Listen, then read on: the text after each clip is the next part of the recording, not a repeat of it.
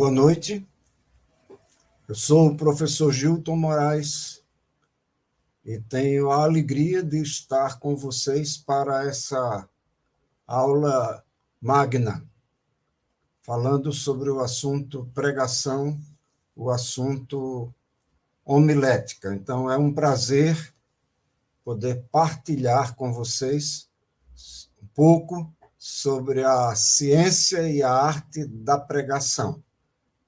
Vou compartilhar um material no PowerPointer para podermos seguir melhor o nosso tema.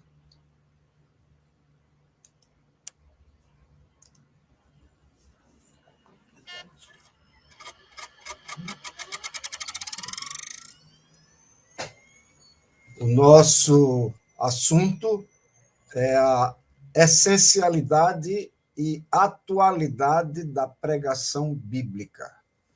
Essencialidade e atualidade da pregação bíblica. A pergunta inicial para introduzir o nosso tema é: qual o lugar da pregação bíblica na teologia? E logo a seguir, convém também pensarmos no lugar da pregação bíblica nas nossas igrejas, no momento atual. O John Stott, no livro Eu Creio na Pregação, ele afirmou o seguinte: a pregação é indispensável para o cristianismo. Sem a pregação, ele perde algo necessário que lhe confere autoridade. Isso porque o cristianismo é essencialmente uma religião da palavra de Deus. Então, notem, aqui ele está falando de quanto a pregação é indispensável na teologia e, consequentemente, na igreja, na vida cristã. O lugar da pregação na teologia. Pregar é a atividade mais admirável e emocionante na qual uma pessoa pode estar ocupada, por causa do que ela pode propiciar a todos nós no presente e por causa das gloriosas e infindas possibilidades que ela reserva para nós no futuro eterno. Essas palavras são do Martyn Lloyd-Jones, no seu livro Pregação e Pregadores. O Albert Mohler, num livro mais moderno, intitulado Deus Não Está em Silêncio, ele falou sobre o lugar da pregação na teologia também. E ele disse o seguinte: a pregação é um ato inescapavelmente teológico, visto que o pregador ousa falar de Deus e num sentido bem real, em lugar de Deus. Uma teologia da pregação deveria conter uma forma trinitária, refletindo a própria natureza do Deus que se autorrevela. Ao fazer isso, a pregação dá testemunho do Deus que fala, do Filho que salva e do Espírito que ilumina. O Grey Danos, no livro O Pregador Contemporâneo e o Texto Antigo, ele disse com muita propriedade: a pregação não é simplesmente uma palavra acerca de Deus e seus atos redentivos, mas uma palavra de Deus e tal como ele é. Ela mesma é um evento redentivo. A pregação é iniciativa divina. É ele quem nos manda pregar. Por essa razão, só poderemos ser usados por Deus pregando sermões bíblicos, ou seja, pregando com base na própria palavra de Deus, que é a Bíblia Sagrada. No passado, o sermão era visto como a parte mais importante do culto. Hoje, foi para um outro extremo.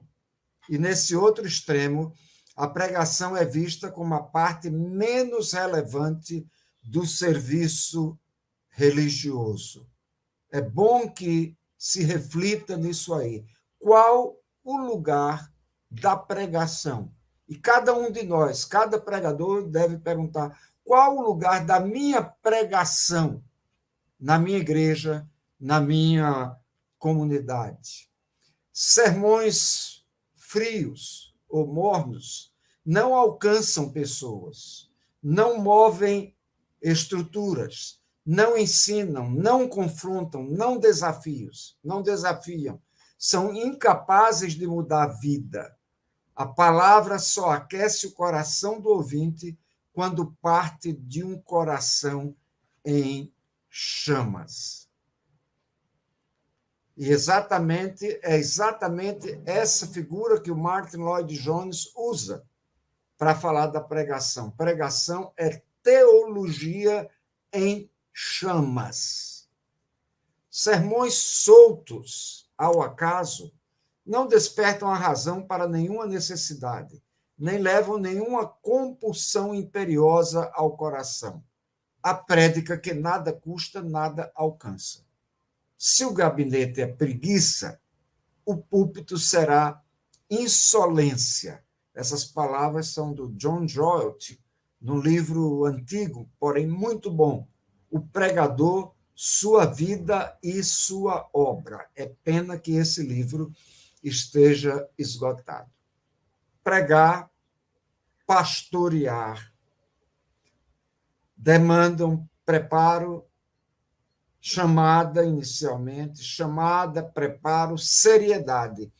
E aí vem a pergunta, diante do mandamento, prega a palavra. O que fazer?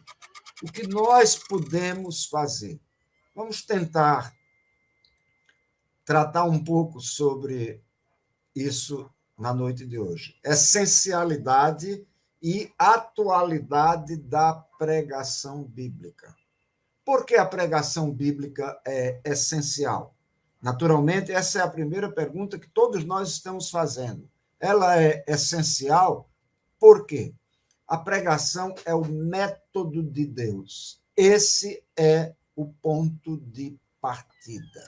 Nós temos um Deus que se autorrevela. A palavra dele diz em Hebreus, capítulo 1, versos 1 e 2, há muito tempo Deus falou, muitas vezes e de várias maneiras, aos nossos antepassados por meio dos profetas. Mas nestes últimos dias falou-nos por meio do Filho, a quem constituiu herdeiro de todas as coisas e por meio de quem fez o universo. Pregação é a comunicação da palavra de Deus com aplicação para o presente e desafios para o futuro.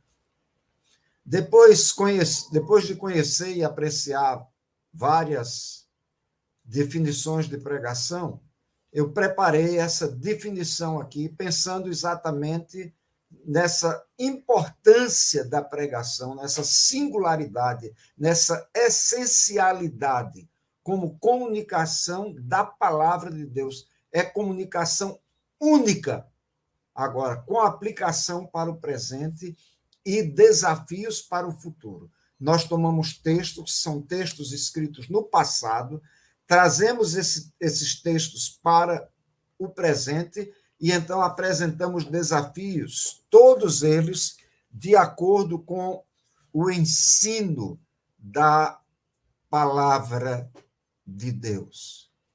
Pregar, disse o Pierre Marcel, é tomar parte na palavra de Deus, é tornar-se cooperador de Deus. Então, você, pastor, seminarista, os irmãos que já têm um curso em teologia, os irmãos que dirigem igreja, ou aqueles que estão estudando, pensem, nós temos a grande responsabilidade de cooperarmos com o nosso Pai eterno. A pregação nos propicia isso. Assim, é por essa razão que a pregação bíblica é essencial. Por que a pregação bíblica é essencial? Persiste a pergunta. A pregação é útil para a vida das pessoas. Se o que eu prego não estiver sendo útil para os meus ouvintes, eu estou perdendo o meu tempo e tomando o tempo dos ouvintes em vão. 2 Timóteo 3,16 e 17, o apóstolo Paulo diz: toda a escritura é inspirada por Deus e útil para o ensino, para a repreensão, para a correção e para a instrução na justiça, para que o homem de Deus seja apto e plenamente preparado para toda a boa obra. O Patterson, ele definiu pregação como comunicação verbal da verdade divina com o propósito de persuadir. Nós não apenas comunicamos a palavra de Deus, mas nós temos a responsabilidade de persuadir. Nós vamos trabalhar isso um pouco mais adiante na nossa palavra. Pregar é tomar parte na palavra de Deus, como já vimos aqui do Pierre Marcel, né? Tomar parte na palavra de Deus, tornar-se cooperador de Deus. A pregação, a essencialidade da pregação bíblica acontece porque a pregação tem provisão completa. A pregação faz um trabalho completo. Ela é essencial porque persuade pessoas ao conhecimento de Deus. Então, por isso que a pregação é essencial. Não dá para passarmos sem a pregação. A pregação é a comunicação da verdade divina, conforme já falamos, com o propósito de persuadir. Essencialidade e atualidade da pregação bíblica. A pregação bíblica tem provisão completa. Então, parte da carência, da necessidade do ouvinte e responde a essa necessidade com o ensinamento da palavra de Deus. Então, nós temos aqui uma lista de carências: salvação, conforto, comunhão plena com Jesus, consagração, conhecimento, relacionamentos. E nós temos pregação em diferentes propósitos para atender a essas necessidades. A pregação evangelística, a pregação pastoral, a pregação devocional, a pregação missionária, a pregação doutrinária e a pregação ética. Vamos ver um pouco sobre cada um desses sermões. Então, com uma pesquisa em diferentes textos e o propósito e também aquilo que eu chamo de tese. E vou explicar. O texto bíblico está no passado. Note bem a passagem mais conhecida da Escritura. Deus amou o mundo de tal maneira que deu o seu Filho unigênito para que todo aquele que nele crê não pereça, mas tenha a vida eterna. Essa tese, essa afirmativa desse verso e de todos os versos bíblicos é uma afirmativa no passado. Deus amou o mundo. Só que para alcançarmos o ouvinte, nós precisamos chegar ao mundo deles, ao momento em que eles vivem. Então, nós formulamos uma tese. A tese é o resumo principal, a ideia principal da mensagem que nós vamos pregar. Então, no caso, a tese aqui seria: Deus ama a todos os homens e quer que sejam salvos pela fé em Jesus. Notem bem, Deus amou o mundo e deu seu Filho unigênito. Passado.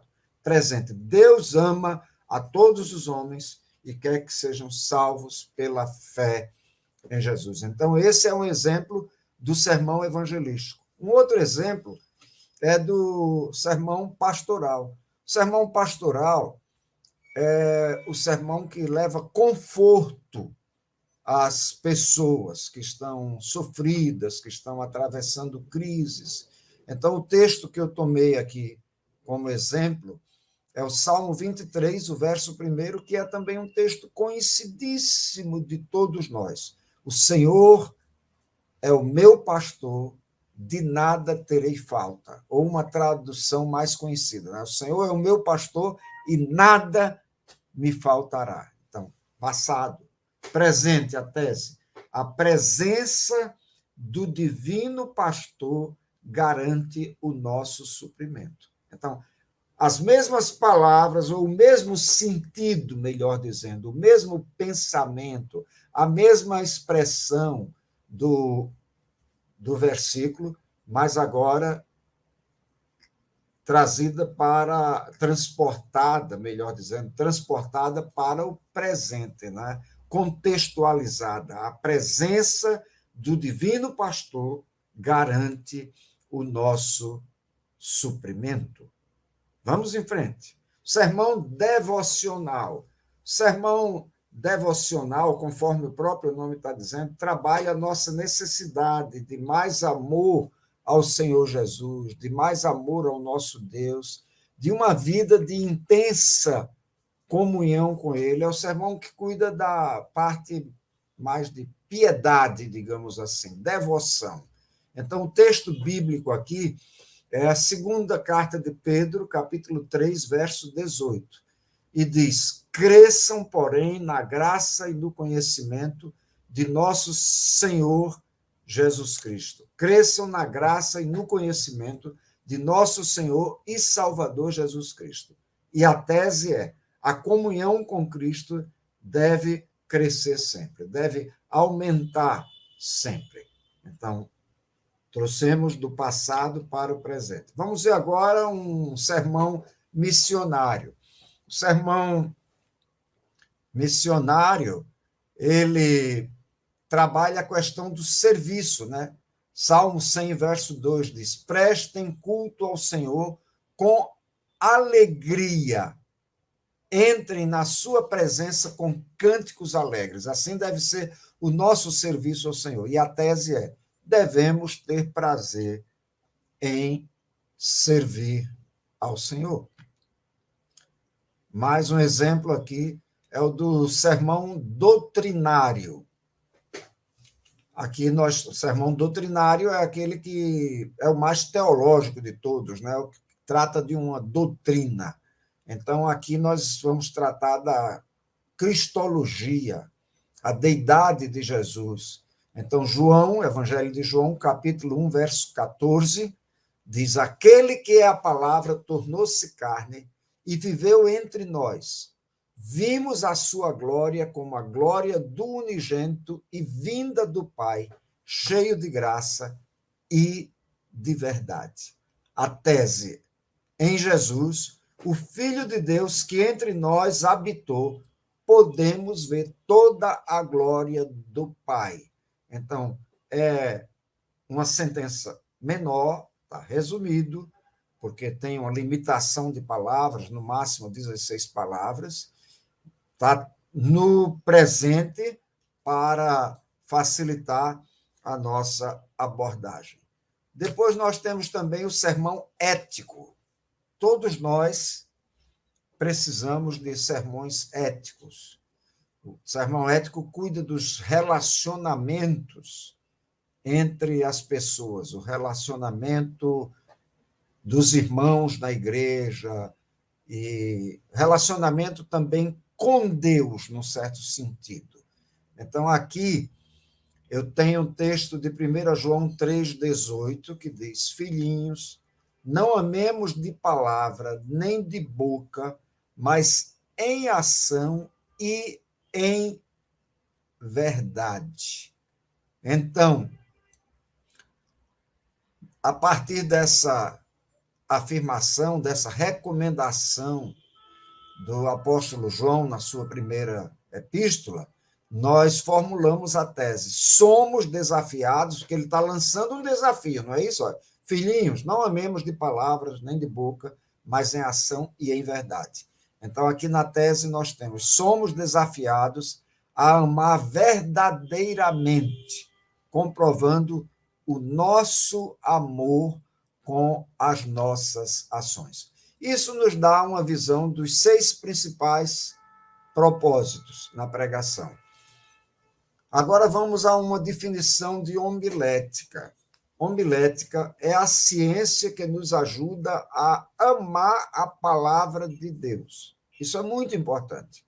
Se você quiser ser um bom pregador, você precisa, primeiramente, se dedicar e amar a palavra de Deus. Então, esse apego à palavra, esse amor à palavra é indispensável. Então, nela meditando e estudando.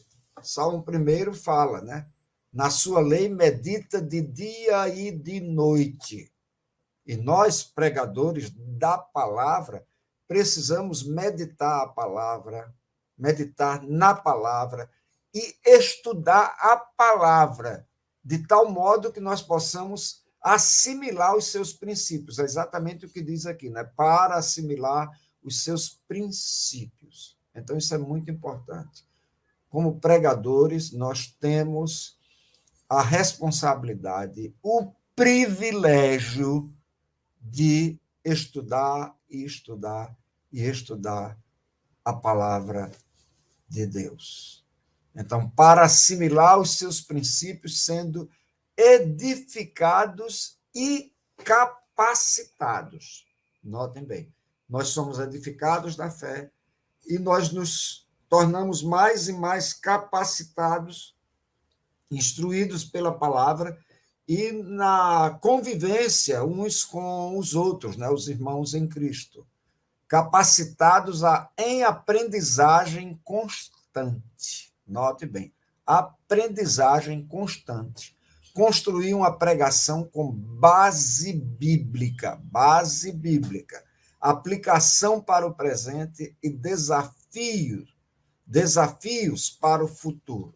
Vamos voltar aqui. Aprendizagem constante. Não dá para se preparar um sermão em pouco tempo.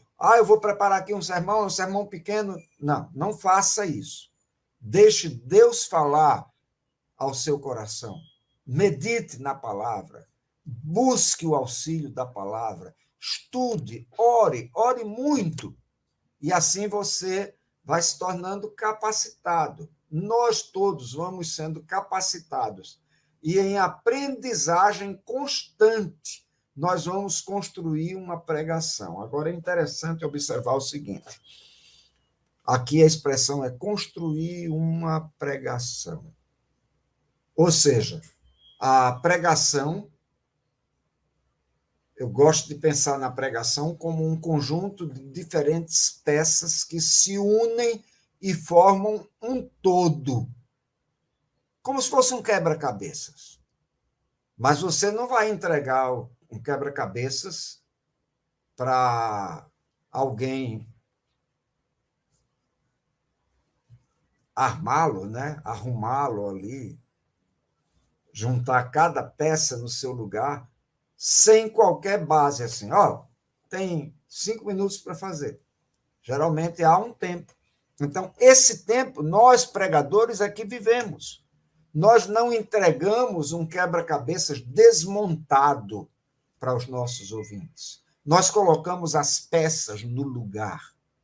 Nós encaixamos tudo de tal modo que essa pregação tenha base bíblica, aplicação para o presente e desafios para o futuro. Note bem que há uma tríade aí, não é? Então, base bíblica. Já falei que a base bíblica está no passado, porque os versos da Bíblia foram produzidos no passado. Aplicação para o presente. Nós precisamos tomar essas verdades que estão no passado, trazê-las para o presente para as vivermos nesse momento. E desafios para o futuro, ou seja, a palavra pregada vai mudar a nossa vida, vai mudar a vida dos nossos ouvintes. E qual é o propósito? Aqui diz, no propósito único de apresentar Jesus, poder e sabedoria de Deus para a salvação dos que creem. Eu sou contra ao pregador que utiliza o púlpito para falar de qualquer outro assunto a não ser da palavra. Hoje eu já não pastoreio mais, já estou jubilado, digamos assim. Também hoje eu estou mais dedicado, isso já há muito tempo, já há vários anos, mais dedicado à parte acadêmica, e graças a Deus, Deus tem me usado bastante, Deus é maravilhoso, mas eu sempre penso isso, que nós precisamos fazer o nosso melhor para a honra e para a glória do Senhor. Pregadores que chegam no púlpito e começam a contar casos que não têm nada a ver com a pregação, eu fico chateado com isso.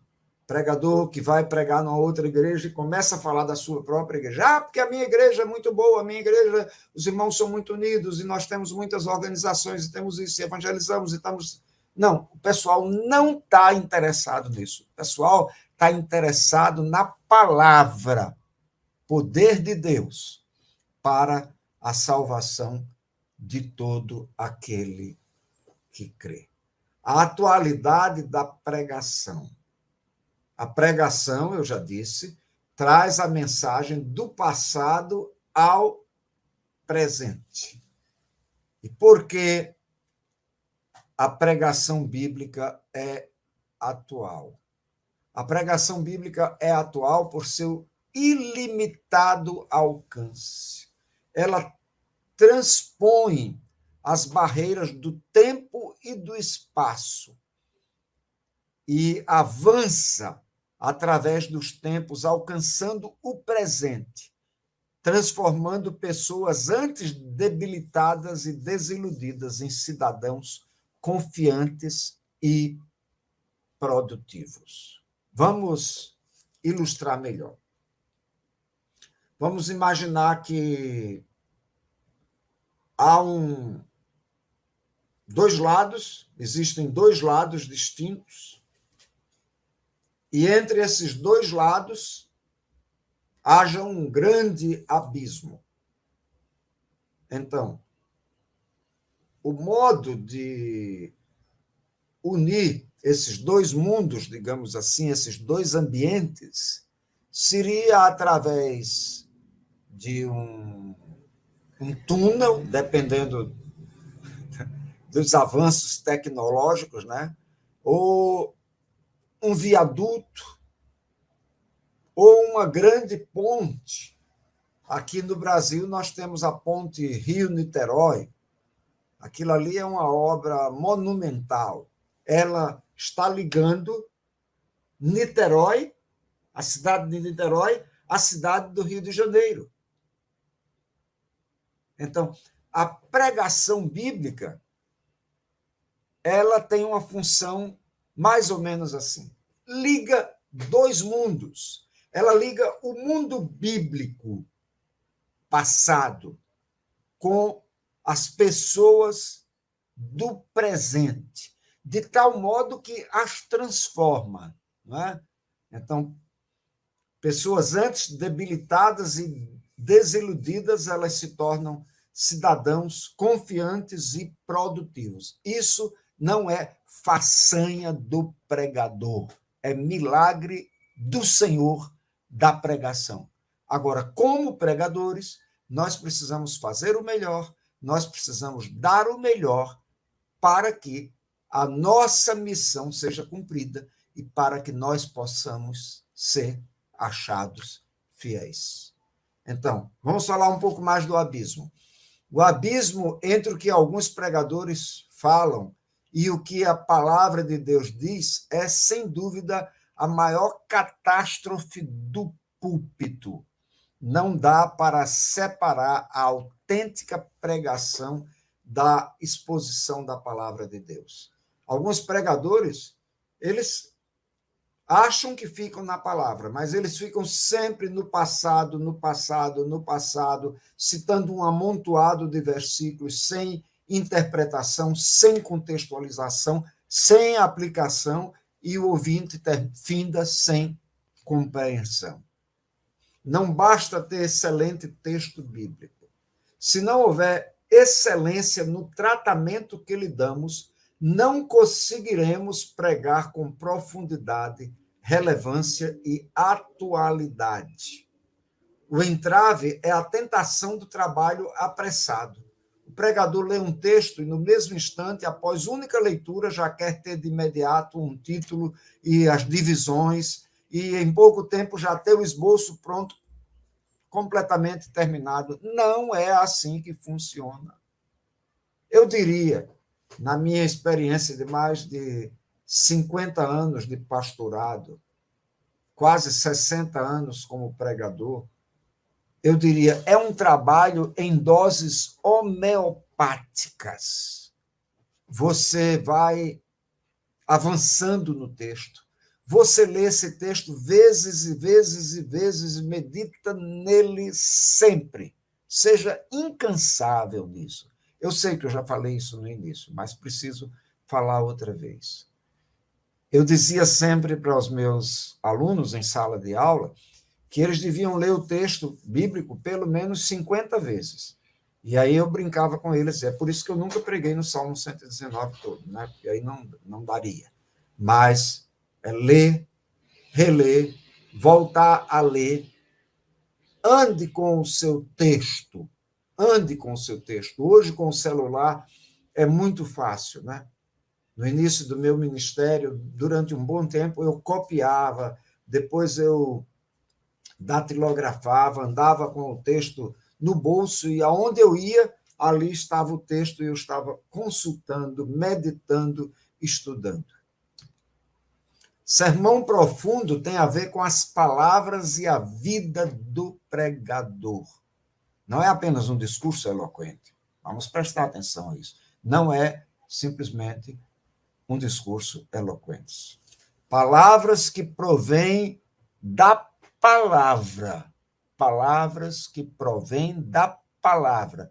E vida que, coerente com a palavra, reflete o Senhor da palavra e apresenta a vida que só nele nós podemos encontrar. É isso que é o sermão profundo. Alguns pregadores acham que o sermão profundo é citação de passagens nas línguas originais. Se isso vai ajudar na compreensão, faça. Mas você não precisa ler João 3,16 em grego, ou Gênesis 1:1, ou qualquer outra passagem em hebraico. O que vai impressionar não é a sua aparente erudição, mas é a sua real piedade, a sua comunhão com Deus. Então, essa é uma responsabilidade muito grande. Nós devemos pregar de tal modo que as nossas palavras reflitam a palavra e apresentem a vida, que só nessa palavra, pela mediação, pelos méritos de Jesus Cristo, podemos encontrar. Vamos falar um pouquinho sobre equilíbrio. Pastor, professor, o que é equilíbrio em homilética? Equilíbrio é muito importante. Eu acredito que vocês já devem ter ouvido uma mensagem onde o pregador só conta ilustrações, né? Ilustra, nada mais. Depois eu vou falar sobre esse tipo de pregador. Ou onde o pregador só explana. E o que é que eu entendo disso aí? Então, a mensagem precisa ser equilibrada. O equilíbrio é a manutenção dos diversos componentes e partes do sermão no volume e lugar apropriados, de modo a formar uma unidade capaz de alcançar e manter a atenção do ouvinte, apresentando as verdades advindas do texto, com aplicação para o presente e desafios para o futuro. Nunca esqueçam disso. Então, eu preciso explanar o meu texto, eu preciso ilustrar, mas eu preciso também aplicar, mostrar como isso funciona ou vai funcionar na vida das pessoas que me ouvem. Marcas da essencialidade e da atualidade no púlpito. A prédica da primeira palavra ao amém final explana a palavra de Deus. Pense nisso. Esse é o seu dever. Essa é a nossa obrigação. É um trabalho bem elaborado. Tem começo, meio e fim. É atual e pertinente ao texto bíblico e à ocasião. Eu me lembro de uma ocasião quando eu fiz um aniversário, desses aniversários redondos, não me lembro, 40 anos, 50 anos, não sei, já faz muito tempo. E a igreja fez um culto e convidou um pastor para pregar. E ele fez um sermão que nem foi um sermão propriamente, foi um estudo sobre o dom de línguas. E eu fiquei pensando, eu queria tanto ouvir uma palavra sobre o valor da vida, a vida dada por Deus, esse presente maravilhoso que Deus nos deu, que Deus nos dá. Mas não houve nada alusivo ao momento de um aniversário. Valeu a pena ouvir sobre o dom de línguas, mas, na realidade, como aniversariante, eu estava querendo ouvir algo alusivo à ocasião. Sermão, para conservar a sua essencialidade e a sua atualidade, ele deve começar tão bem a ponto de atrair as pessoas, até as mais indiferentes.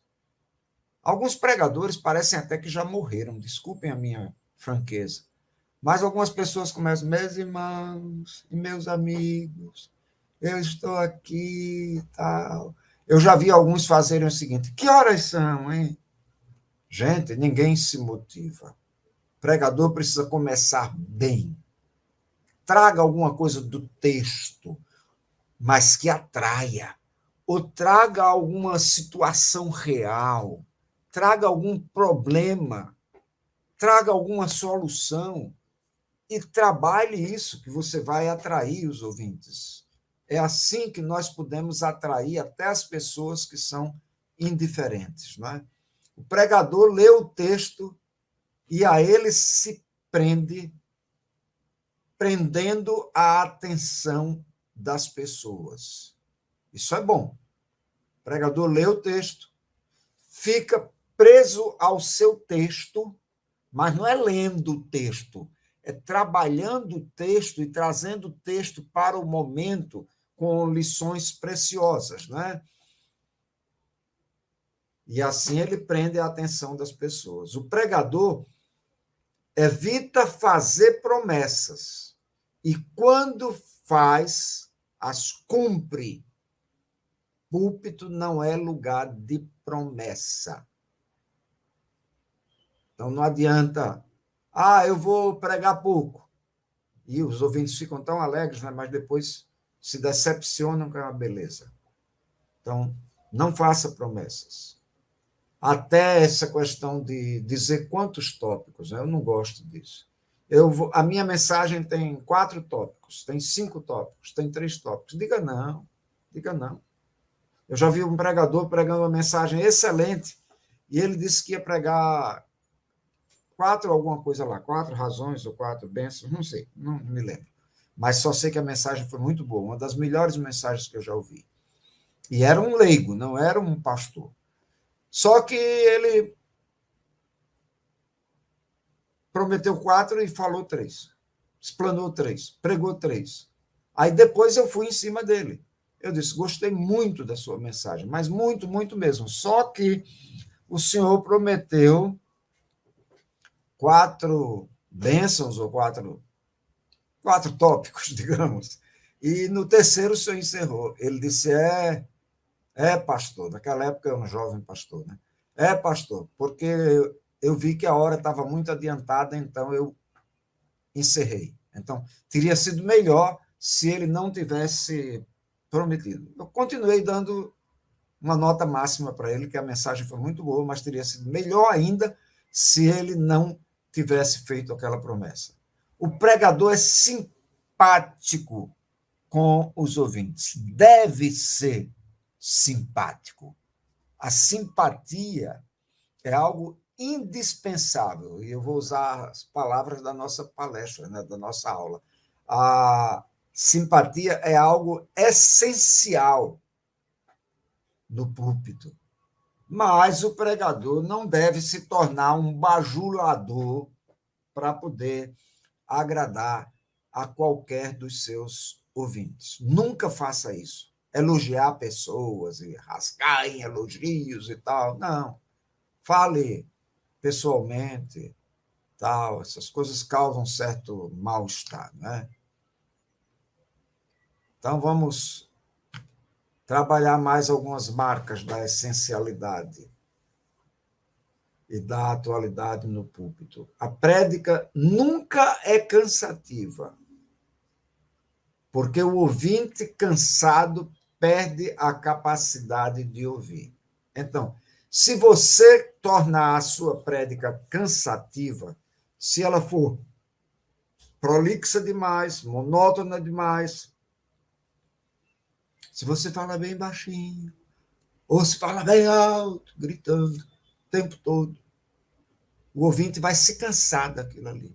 E cansado, ele perde a capacidade de ouvir. Quando a pessoa perde a capacidade de ouvir, ela deixou de ser ouvinte. A prédica tem ilustrações, mas o pregador não é um Forrest Gump. Todo mundo conhece o Forrest Gump, né? Aquele contador de histórias. Nós não somos contadores de história, nós somos pregadores da palavra. Ilustrações têm o seu lugar, têm a sua funcionalidade, são essenciais e devem ser atuais. Precisam de qualidade. A prédica é equilibrada, eu falei ainda agora, não é? Tem explanação, tem ilustrações e tem aplicação. O volume da voz do pregador é suave, mas todos podem ouvi-lo. Ou seja, não maltrata os ouvidos das pessoas que estão no auditório, mas ele fala de modo audível. Todos podem escutar as suas palavras, inclusive desde a primeira palavra até a última. Não precisa falar assim como eu falei, não, né? Então, o pregador sabe que gritos ferem os tímpanos e afastam os ouvintes. Eu não sei porque tem alguns pregadores que gostam tanto de gritar, né? Gritar, sapatear e fazer um bocado de coisa. Não precisa isso. Pregue com simplicidade. A beleza da prédica está no fato dela ser palavra de Deus. O pregador prega com alegria e a satisfação é vista no modo como ele comunica a sua prédica. Notem bem. Nós não estamos pregando simplesmente porque temos o compromisso de pregar, mas é algo que nós devemos fazer com a máxima satisfação, com toda a alegria. E os ouvintes, eles sabem quando o pregador ele está comunicando com alegria ou, ao contrário, quando ele está comunicando só por comunicar. O auditório deixa o recinto glorificando a Deus por ter utilizado o pregador. Aliás, esse é um teste muito bom para todos nós. pregarmos de tal modo que o Senhor realize o milagre na vida das pessoas. Que as pessoas saiam do templo melhores do que entraram, saiam mais satisfeitas, saiam glorificando a Deus. Bem, aqui eu estou encerrando a minha apresentação e vou ficar à disposição para responder perguntas e para conversar naquilo que for necessário.